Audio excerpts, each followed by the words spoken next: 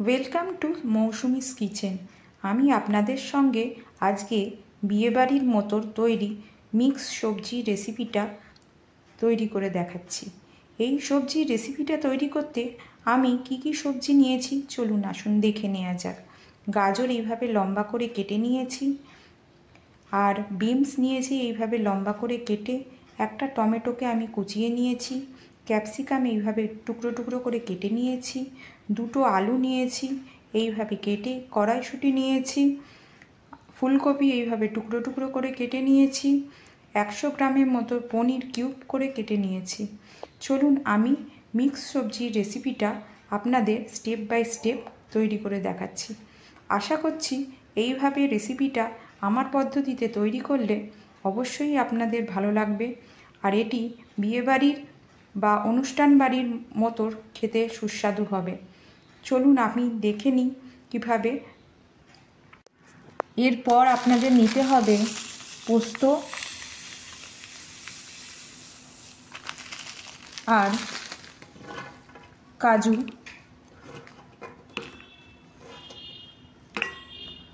পোস্ত আর কাজু আমরা বেটে নেব। আর একটা জিনিস আপনাদের বেটে নিতে হবে, সেটি হচ্ছে কাঁচা লঙ্কা আর আদা। একটু হালকা উষ্ণ গরম জলে সামান্য নুন দিয়ে আমি পনিরগুলোকে 10 মিনিট ভিজিয়ে রেখেছি, তারপর আমরা তুলে নেব। একই রকমভাবে আমরা ফুলকপিগুলোকেও সামান্য গরম জলে নুন দিয়ে ভিজিয়ে রেখেছি। প্রথমে আমি তেল কড়াতে গরম করে নিলাম এবং সামান্য নুন হলুদ মাখিয়ে পনিরগুলো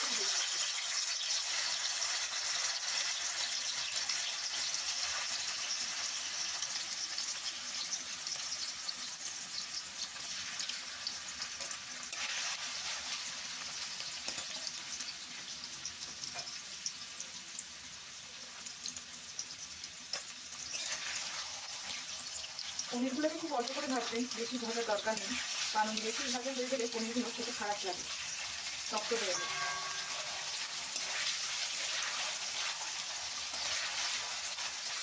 খুব সামান্য পনিরগুলোকে ভাজবেন।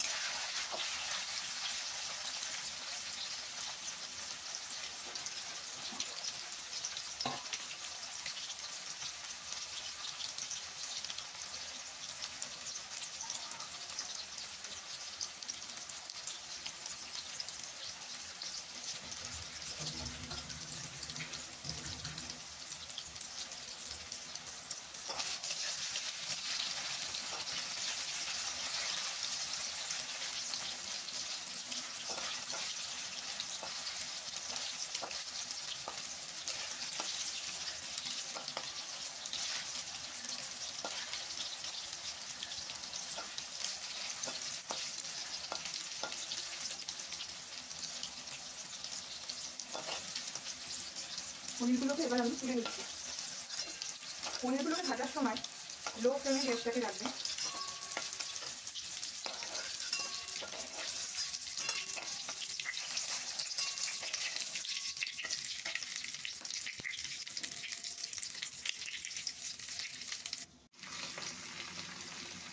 এরপর আমরা ফুলকপিগুলোকে ভেজে নিচ্ছি।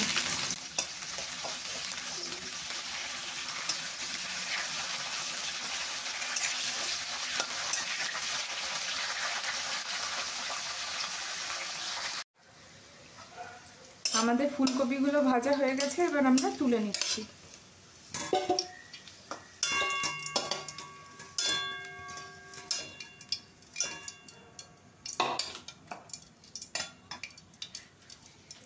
এরপর আমরা গাজরগুলোকে ভেজে নিচ্ছি।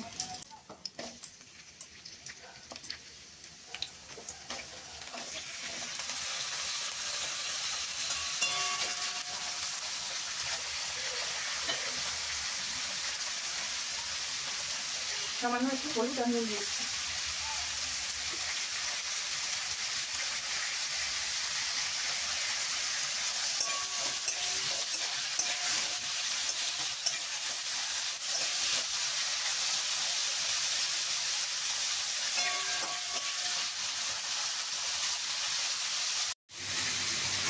আমাদের গাজরগুলো ভাজা হয়ে গেছে, এবার গাজরগুলো আমরা তুলে নিচ্ছি।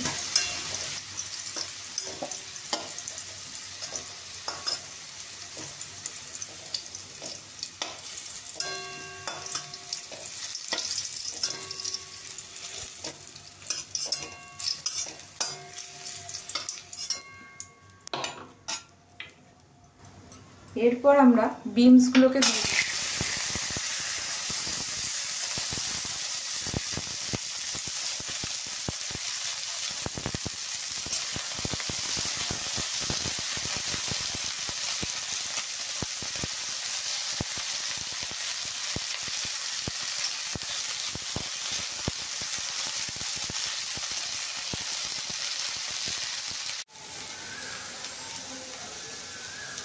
এইভাবে আমরা সমস্ত সবজিগুলোকে একে একে ভেজে নিচ্ছি।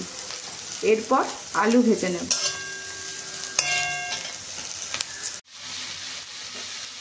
আমরা কড়াইশুঁটিগুলোকেও দিয়ে দিলাম।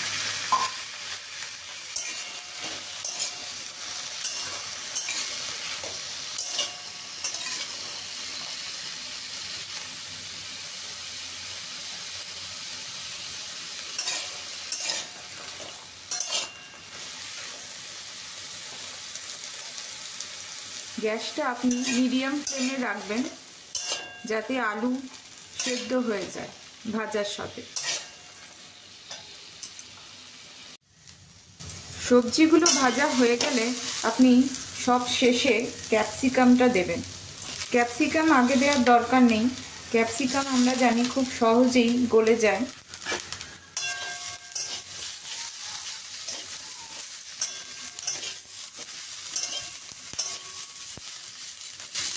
ক্যাপসিকাম দিয়ে বেশি ভাজারও দরকার নেই।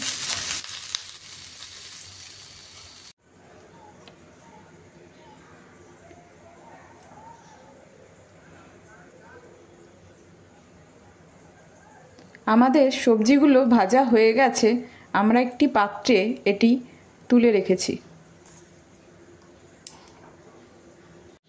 এরপর কড়াতে আমি সাদা জিরে ফোড়ন দিয়ে দিলাম। সামান্য তেলে সাদা জিরে ফোড়ন দিয়ে দিলাম। গোটা গরম মশলা দিয়ে দিলাম, দারচিনি, লবঙ্গ, এলাচ।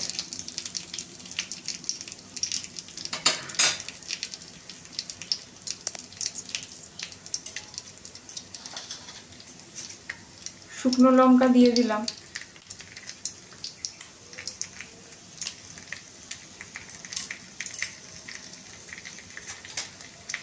তেজপাতা দিয়ে দিলাম।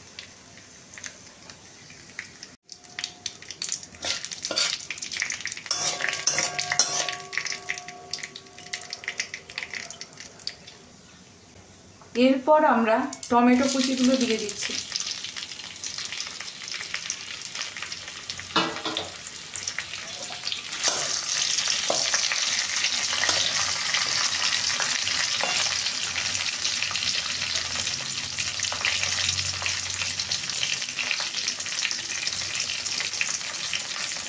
সামান্য হলুদ দিচ্ছি।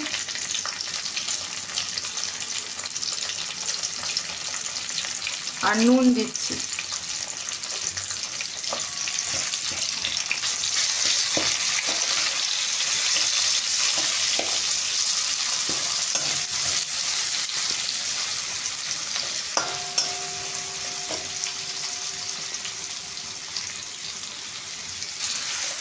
নুন দিলে টমেটোটা তাড়াতাড়ি সেদ্ধ হয়ে গলে যায়।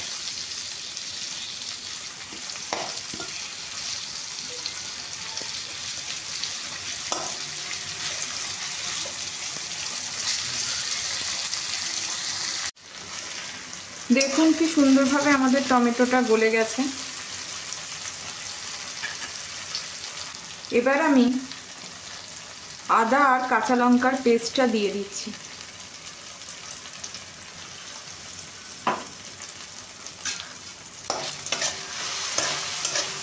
এটা দিয়ে একটু কষিয়ে নিতে হবে যাতে আদার কাঁচা লঙ্কার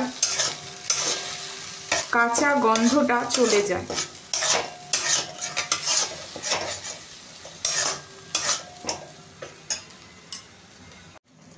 এরপর আমি দিয়ে দিচ্ছি কাশ্মীরি লঙ্কার গুঁড়ো রঙের জন্য। সামান্য কাশ্মীরি লঙ্কার গুঁড়ো দিচ্ছি। এই দেখুন,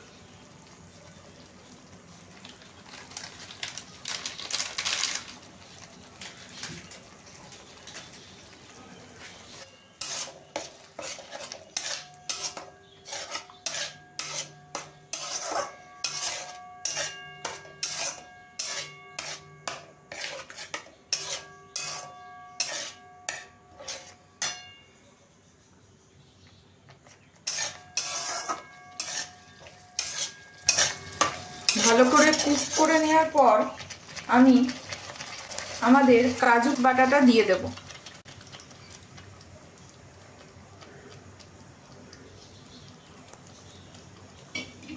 মনে রাখবেন, আমরা এই রান্নাটা তৈরি করতে কোনো ধনের গুঁড়ো ও জিরের গুঁড়োর ইউজ করছি না।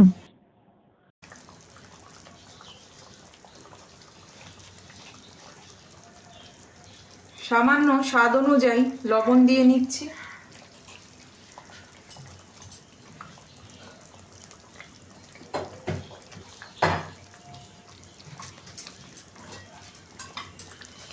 আর মিষ্টি দিয়ে নিচ্ছি, একটু চিনি দিচ্ছি সামান্য।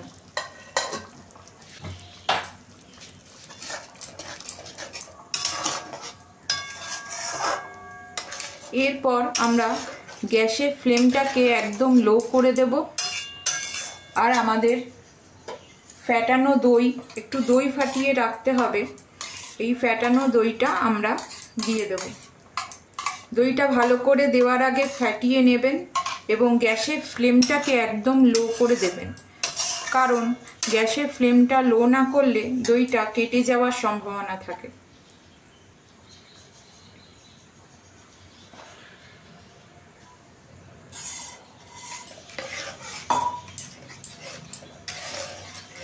দইটা দিয়ে নাড়তে থাকবেন, না হলে দইটা কেটে যাবে।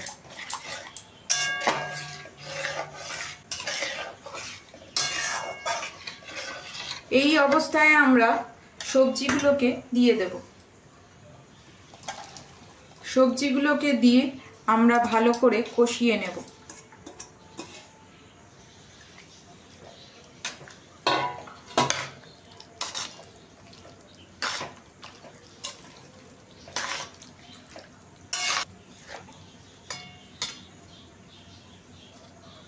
এবং ভাজা পনিরগুলোকেও দিয়ে দেব।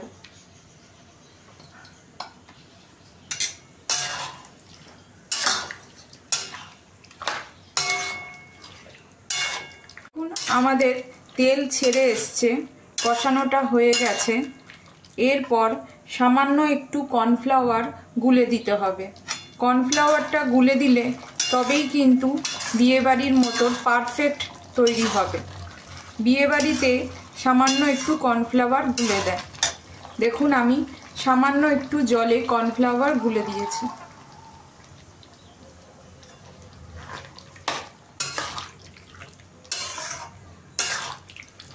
এবার এটা একটু ফুটতে দেব।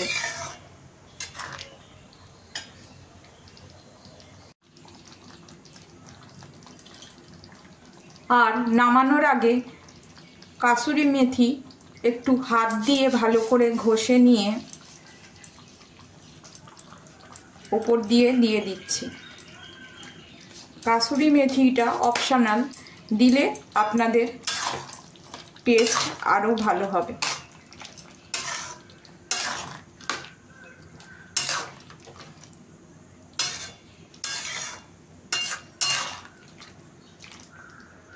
আমাদের তরকারিটা হয়ে এসছে।